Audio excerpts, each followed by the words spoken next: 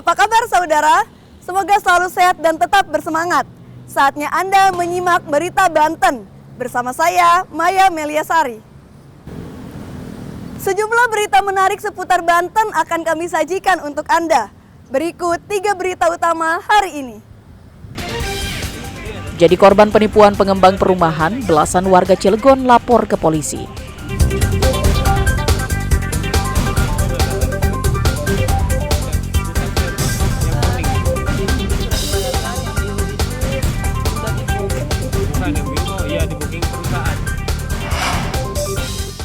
Menolak diajak rujuk, wanita di Tangerang dianiaya mantan suami.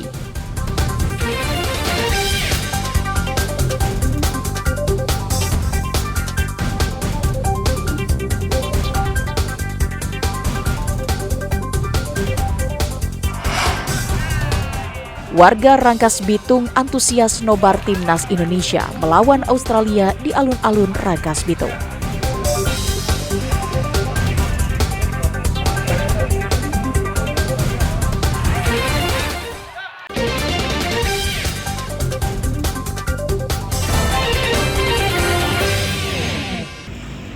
Sejumlah warga di kota Cilegon menjadi korban penipuan yang diduga dilakukan oleh pengembang perumahan.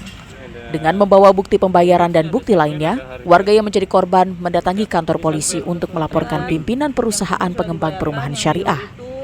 Salah satu korban mengaku telah membayar uang muka dan mencicil rumah kafling yang diidam-idamkannya. Namun setelah 2 tahun, korban tak mendapatkan rumah yang dijanjikan. Padahal ia telah membayar lunas cicilan yang dilakukan setiap bulan. Menurut korban, pengembang sebelumnya menjanjikan bahwa apabila 1 tahun sudah lunas, maka rumah kafling akan diberikan. Namun nyatanya, setelah 2 tahun berlalu, rumah kafling yang dijanjikan tak kunjung diterima konsumen. Rumah kafling itu seharusnya diterima sejak 2022 lalu. Sebelumnya, belasan korban lainnya telah melakukan mediasi dengan pimpinan pengembang perumahan berkonsep syariah tersebut. Para korban tetap menuntut agar pengembang mengembalikan uang mereka senilai lebih dari 1 miliar. Bahkan beberapa konsumen yang menjadi korban yakni merupakan anggota kepolisian. Sebenarnya bukan investasi bodong, jadi kebetulan ini kafling perumahan syariah. Kalau saya masalahnya penipuan, jadi menjanjikan tanah yang nggak ada. Ya, dari awal saya udah ada dijual, terus dijanjiin tanah yang bodong, masih pemiliknya orang lain, bukan belum dibayarkan tanahnya. Janji yang dilontarkan pengembang ya dia setahun lunas rumah jadi. Setelah 2 tahun rumah yang dijanjikan mereka belum ada. Saat ini laporan masyarakat yang menjadi korban masih didalami oleh pihak kepolisian Polres Cilegon. Ariel Maranus dan Aji Ramadan melaporkan dari kota Cilegon. Rumah salah satu warga di Desa Girimukti, Kecamatan Cibadak, Kabupaten Lebak terbakar. Sejumlah warga langsung memadamkan api menggunakan peralatan seadanya. Namun upaya warga tidak membuahkan hasil karena api terus berkobar merembet ke bagian rumah yang lain. Petugas pemadam kebakaran yang menerima laporan langsung menuju lokasi dan melakukan pemadaman api. Api baru bisa dipadamkan setelah petugas damkar melakukan penyiraman selama 1,5 jam. Saat kejadian pemilik rumah sedang berada di luar. Pemilik rumah baru mengetahui rumahnya terbakar setelah mendapat kabar dari warga. Ya kurang tahu persis ya Kak. Karena saya sedang posisi saya dengan adik saya yang kedua di sekolah. Tiba-tiba adik saya yang kelima telepon, tolongin teteh, rumah abah katanya kebakaran. Dari mana? Dari dia posisi sedang di kamar mandi, sedang buang air besar, dan bapak saya posisi lagi sakit di kamarnya. Dia sedang terlelap tidur. Karena tadi sore juga habis berobat dan obatnya belum sempat diminum, tiba-tiba kedengar suara di atas gitu kayak petasan, bunyi petasan. Lalu adik saya keluar melihat terdengar suara petasan itu, tiba-tiba dilihat udah api di atas udah besar. Dugaan sementara kebakaran terjadi akibat adanya hubungan pendek arus listrik dan langsung merambat ke bahan bangunan lain. Untuk sementara ini kita turunkan 1 unit armada damkar dari Posko Mako Damkar Kabupaten Lebak. Apa ada kesulitan Pak? Untuk sementara ini kita alhamdulillah tidak ada kesulitan karena kita juga berdekatan dengan untuk pengisian air, jadi dibantu oleh masyarakat juga. Beruntung dalam peristiwa kejadian kebakaran ini tidak ada korban jiwa maupun luka. Namun kerugian akibat kebakaran ditaksir mencapai ratusan juta rupiah. Ariel Maranus Desa Jiwa Pratama melaporkan dari Lebak. Tanah wakaf di Desa Cirende, Kecamatan Petir, Kabupaten Serang diduga dijual oleh pihak tertentu.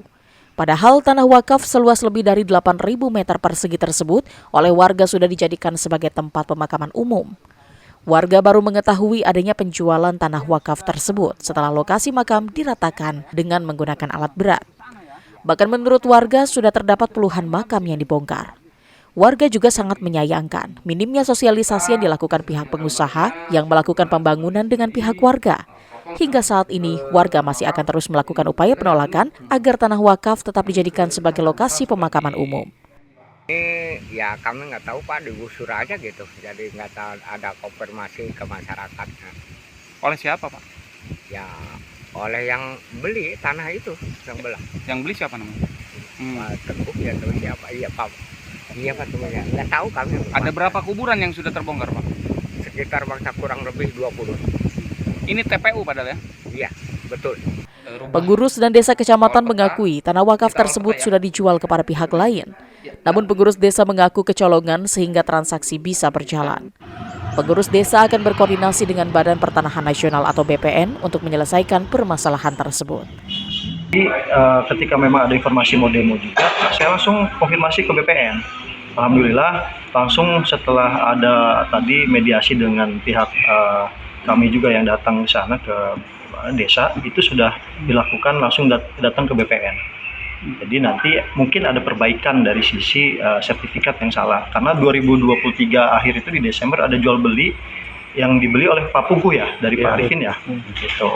Makanya keluarlah sertifikat atas dasar sertifikat yang ada yang dari PTSL itu. Jadi kalau notaris itu kan jual belinya pakai notaris tuh. Itu dasarnya dari PTSL. Makanya tetap sekarang posisinya ada di BPN. Warga Cirende meminta agar Badan Pertanahan Nasional meninjau kembali soal tanah wakaf tersebut.